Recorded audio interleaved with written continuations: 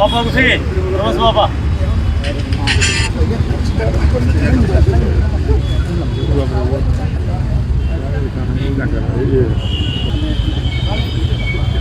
आज कोई 12-15 गांव के ये डेलीगेशन आया था। डीसी साहब से मिलने गए थे।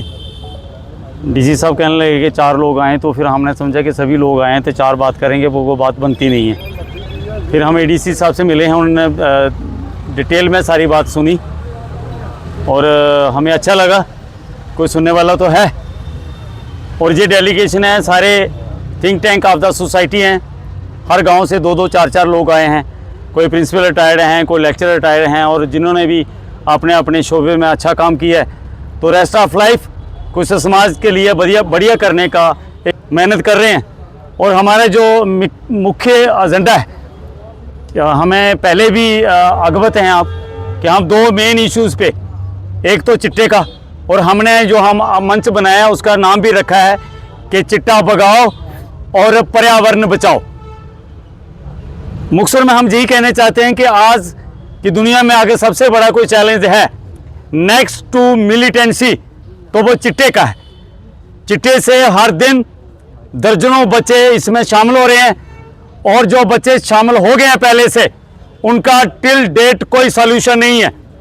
किसी सरकार के पास और प्रशासन के पास कोई पुख्ता इसका कोई हल नहीं है। विद द रिजल्ट हर दिन हर गांव में दिन रात एक फौज निकल रही है चिट्टे वालों की। वो हमारे बच्चे हैं और उनको कैसे ट्रीट करना चाहिए इसमें भी थिंक ओवर कर रहे हैं। साथ ही हम उनको एज ए पेशेंट ट्रीट कर रहे हैं कि जो फंस गए हैं उनको बचाना है। और इसी को लेके डीसी साहब से बात हुई है, एडिशनल डीसी साहब से, उन्होंने वो बड़े अच्छे ढंग से सुनते हैं और उसका ठीक तरीकाकार निकालते हैं। तो उसके लिए हमने जो प्रपोजल दिया कि जो आज डी एडिक्शन सेंटर है वो सफिशिएंट नहीं है, वो एक फॉर्मेलिटी है, और इसके लिए प्रशासन और सरकारों को मंथन करने चाहिए। पूरी असेंबली में कोई बात नहीं चली चिट्टे की, एक तरफ युवा मर रहा है और फिर इस सीरियस इश्यूज पे क्यों नहीं बात हो, इस पे मंथन क्यों ना हो। एक तो ये बात थी, और दूसरा हमारा जो 18 का रेवेन्यू की जो जमाबंदी थी उसको ट्रांसलेट किया गया है इंग्लिश में, और उस सारे रिकॉर्ड को डिजिटलाइज करना है। और उसमें जो कमी है, पटवारी साहबान ने हर एक गांव में जाके वो जमाबंदी की नकलें दी हैं, और फिर जो वहाँ के लंबरदार हैं उनको कहा है कि जहाँ भी कोई अगर मिस्टेक हो गई है किसी की स्पेलिंग की तो वो दुरुस्ती करवा लें। लेकिन बात जहाँ तक नहीं है, रेवेन्यू रिकॉर्ड में इतनी धांधलियाँ हैं कि अगर 4 भाई हैं तो एक की गिरदौरी चल रही है, 3 उसमें है नहीं, और जो कास्ट कर रहा है प्रैक्टिकली उसकी गिरदौरी नहीं है, कोई और उसके नाम पे चल रहा है खाता। तो इतनी गड़बड़ी है। With the result majority society तहसीलों के चक्कर में रहती है और फिर कोर्टों के चक्कर में।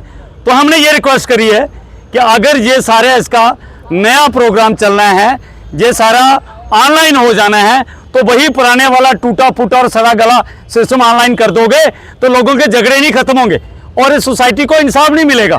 तो इसके लिए हमने रिक्वेस्ट करी है कि पटवारी सफिशिएंट नहीं है, पटवारी को एक तो पंचायत जो पटवार हल्का वहाँ बैठना चाहिए, और जो उन्होंने लाइन बनाई है, जो तरीकाकार अडॉप्ट किया है कि वहाँ के लंबरदार साहबान वो पूरे ऑब्जेक्शन देंगे, जो उनके पास का रोग नहीं है। कोई लंबरदार आईएएस काडर नहीं है, कोई इनका इंटरव्यू नहीं होता है, बेचारे सादे से लोग हैं और उनका पास का रोग नहीं है कि ये खसरा नंबर कौन सा है, खेप्ट कौन सी है, खाता कौन सा है, और ये किस में फाल करता है, किसका नाम है या नहीं है।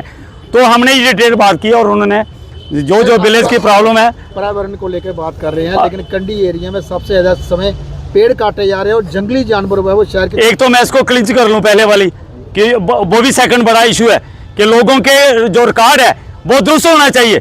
कितनी देर तक लोगों को फंदे पे चढ़ाए लगाए रखना है। आधे लोग जहाँ तहसीलों और कचहरियों में फिरते हैं, पटवारी का काम है गिरदौरी करनी। 50 साल से किसी ने मकान बनाया है, किसी की ज़मीन है तो वही चल रहा है, तो फिर क्या वो उसके बाद गिरदौर उसको तस्दीक करता है, फिर नए तहसीलदार उसको सर्टिफाई करता है, 100% तहसीलदार साहब करते हैं। तो कास्ट मैं कर रहा हूँ, नाम आपके चल रही है, ये कौन सा उन्होंने सर्टिफाई कर दिया। ग्राउंड जो रियलिटी है उसमें गड़बड़ी हुई है, ये रिक्वेस्ट। दूसरा जहां तक वृक्षों की बात है, धांधली है। और पिछले 5 दशक से आंखों देखा, हमने देखा है कि जिन जंगलों में लाखों फ्रूट ट्रीज थे, वहां गन्ना था, बैर था, बोर थी, जामुन था, ककोआ था, बैन थी, सारे का सारा खत्म हो गया। और ये जो अपने डाटे देते हैं ना कि जंगल आबी हैं, जंगल में जाके देखो जो तबाही हुई है, विद द रिजल्ट जंगल खत्म हुए और जंगल का बांदर सारा लोगों के खेतों में आया। सबसे बड़ा नुकसान ये हुआ कि आज पूरे शिवाली हिल से नीचे जो कंडी इलाका है और नीचे जाके जो हमारे लेक्चर साहब भी कह रहे थे, नीचे जो एग्रीकल्चर है वहां भी बंदर पहुंच गए हैं, पूरी एग्रीकल्चर फेल। और जो सबसे बड़ा एम्प्लॉयमेंट का सोर्स था, सरकारें क्यों नहीं सोच रही हैं? इसके बाद हम जा रहे हैं फॉरेस्ट में भी, उनके पास कोई कंक्रीट प्रोग्राम नहीं है कि बंदरों को जंगल में कैसे ले जाना है, इनका क्या इलाज है। ना सरकार सीरियस है और ना प्रशासन सीरियस है। और महकमा जो जंगलात है वो तो रोटियां सेक रहा है। पिछले 50 वर्ष में जो नजर आया, सारे के सारे जंगल इन्होंने कटवा दिए और उसका भी हम प्रपोजल देंगे। इसके बाद हम वहीं जा रहे हैं। तो ये बड़े चैलेंज हैं, बहुत बड़े चैलेंज हैं मैनकाइंड के लिए, कमिंग सोसाइटी के लिए, नौजवान बच्चों के लिए। रोजगार सरकार दे नहीं रही है और चिट्टे के लिए इनका कोई प्रोग्राम नहीं है। 2 ग्राम चिट्टे पे अगर किसी से मिलेगा, कोई केस नहीं चलता, तो हम इनको कहेंगे दुकानें खोल दो। फिर ये इतना बढ़िया सौदा है और असेंबली में कोई बात नहीं चल रही, पार्लियामेंट में कोई बात नहीं चल रही, तो हम तो ये अनुमान लगा रहे हैं कि ये डेलिब्रेट मूव है कि हम नौकरी दे नहीं पाएंगे और जो युवा पीढ़ी है उसको चिट्टे में ठोक दो, कोई नौकरी नहीं मांगेगा, कुत्ते की तरह पड़े रहेंगे। और ये चले कि जुर्म देखना तो जुर्म है, वो तो पाप है, लेकिन चुप रहना तो उससे भी बढ़िया पाप है। और हम ये सबसे अपील कर रहे हैं, सारी जनता से अपील कर रहे हैं, be all are non political. इसमें think tank of the society है, हर गांव से पढ़े लिखे लेक्चरर, प्रोफेसर, मैनेजर्स और जिन्होंने लाइफ के अपनी लाइफ हर एक शोबे ने बढ़िया दी है, सभी लोग इस पे मंथन कर रहे हैं कि आने वाली सोसाइटी को कैसे बचाया जाए। और हमारा एक स्लोगन है कि आंखें मूंद लेने से खतरा कम ना हो जाएगा, आखिर वो देखोगे जो देखा ना जाएगा। आज जो डेलीगेशन आया था हमारे 15-20 गांव का, वो उसमें बड़े सारे लोगों के अपने अपने मुद्दे थे, मगर जो मैंने बात रखी एडिशनल डीसी साहब के सामने, मैं वो आपके समक्ष रखूंगा कि एक तो मेन जो आपको हमारे एक्स सरपंच साहब ने बताया कि चिट्टे को लेकर कि नशा इतना बढ़ चुका है। मैंने एडिशनल डीसी साहब से ये बात कही कि अब नशा तो बढ़ रहा है, उसे कंट्रोल करने के लिए आप अपने अपने प्रोविज़न बना रहे हो, मगर एक स्पोर्ट्स को बढ़ावा दीजिए जिससे लोग स्पोर्ट्स की तरफ डाइवर्ट हों।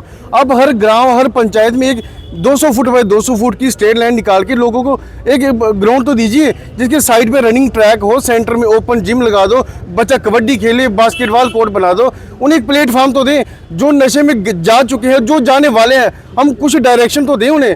और दूसरी मैंने एम्प्लॉयमेंट को लेकर बात की कि हमारा आपने देखा कि गवर्नमेंट जॉब तो आपको पता है कि बड़े मेरिट के हिसाब से मिलती है।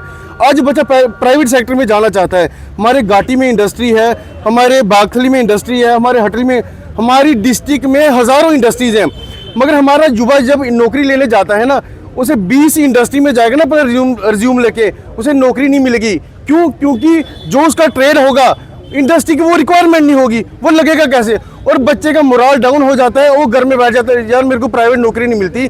मैंने इसलिए उन्हें कहा कि आप डिजिटल इंडिया की बात कर रहे हो, इसे थोड़ा सा आसान कीजिए। एक सुजेशन है मेरी, हमारे पास एम्प्लॉयमेंट ऑफिस है, जितनी भी इंडस्ट्री है उन्हें बोलोगे अपनी रिक्वायरमेंट जो है, जो रिक्रूटमेंट है आपकी, वो अपनी डिमांड एम्प्लॉयमेंट ऑफिस में दीजिए। और जितना भी हमारा युवा पढ़ा लिखा है वो अपने रिज्यूम एम्प्लॉयमेंट ऑफिस में दे, जो डिमांड होगी उसी हिसाब से वहाँ से बच्चे लिए जाएंगे और इंटरव्यू होगा, बच्चे सिलेक्ट हो जाएंगे। इसलिए बच्चों को दर दर भटकने की जरूरत नहीं पड़ेगी। इसलिए मैंने ये उन्हें कहा कि मेरी सुजेशन है, अगर इस पे काम आप कर सको तो हमारे युवाओं को रोजगार के लिए आसानी होगी। जय हिंद।